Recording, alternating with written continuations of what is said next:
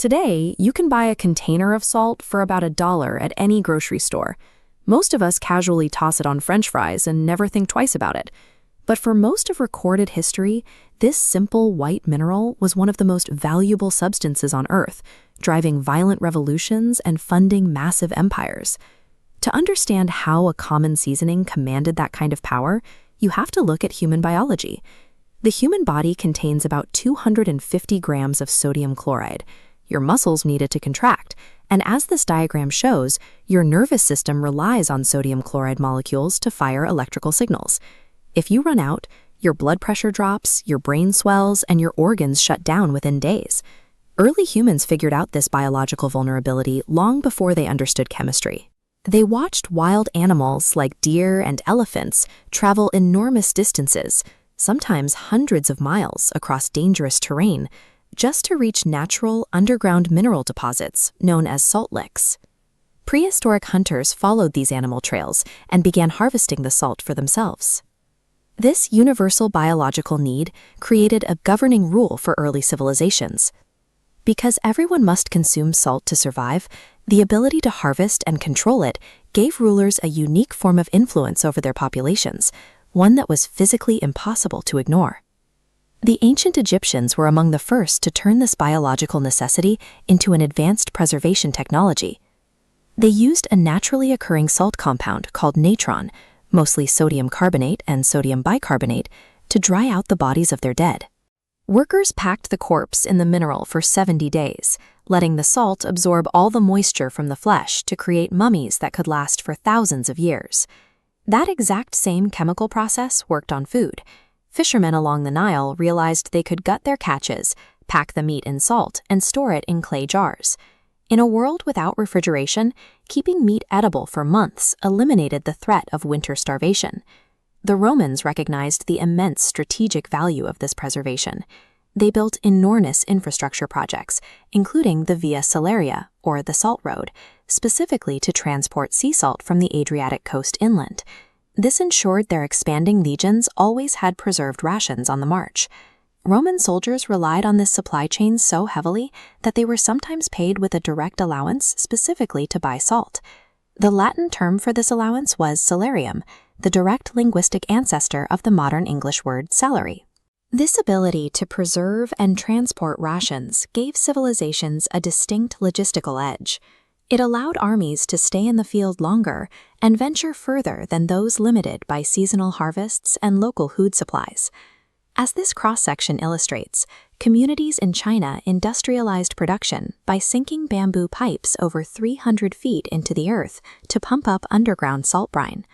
While drilling, they accidentally hit pockets of flammable natural gas. Instead of abandoning the wells, they designed bamboo pipelines to capture the gas and use it as fuel to heat their evaporation pans. The imperial government quickly recognized the financial potential. By the time of the Han Dynasty, officials had established a strict state monopoly on salt. Banning private production allowed them to extract massive, guaranteed revenue to fund the military without heavily taxing farmers, avoiding the agricultural revolts that often toppled dynasties. A similar economic engine drove trade across the Sahara Desert. Starting around the 8th century, massive camel caravans traveled for weeks through brutal heat and deadly sandstorms, carrying 200-pound slabs of rock salt mined from the most remote regions of North Africa down into West Africa.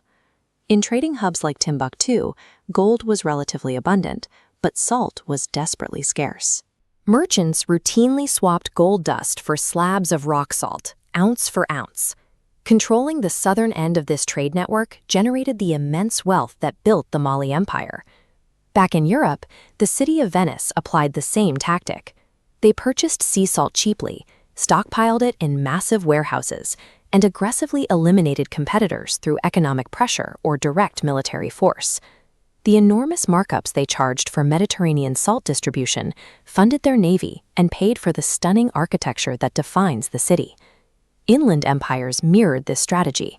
The Habsburg dynasty extracted staggering revenue from massive alpine salt deposits. This wealth literally built fortress cities like Salzburg, a name that translates to salt fortress. From the Alps to the Chinese interior, state-controlled monopolies turned a biological requirement into a continuous stream of government income, funding the infrastructure and militaries of the world's most dominant powers. But taxing a biological necessity carries an inherent risk. Because citizens physically cannot opt out of consuming salt, it became an ideal target for aggressive taxation. In France, the state imposed a crushing salt tax, known as the gabelle. The uneven application of the gabelle across provinces spawned a massive black market.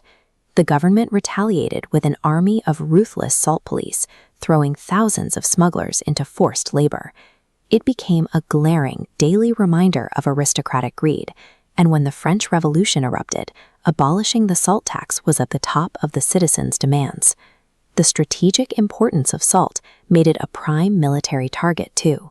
During the American Civil War, Union forces actively sought out and destroyed Confederate salt works in places like Virginia and Florida.